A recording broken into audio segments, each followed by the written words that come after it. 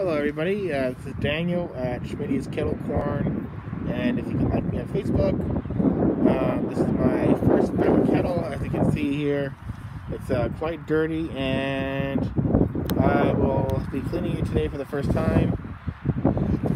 Actually, that's not true. I actually do give it a quick scrub at the end of the market, and each market I do try to clean it up, but this is my first official scrub, and using the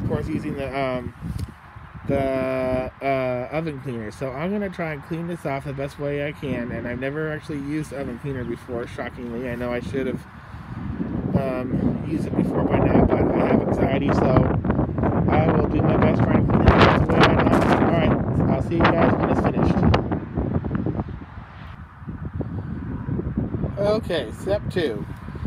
So now I got this thing all sprayed around in the inside and the outside, and I will let it sit for about an hour or so, and then come back outside and give it a scrub, and then see what happens. Alright, see ya.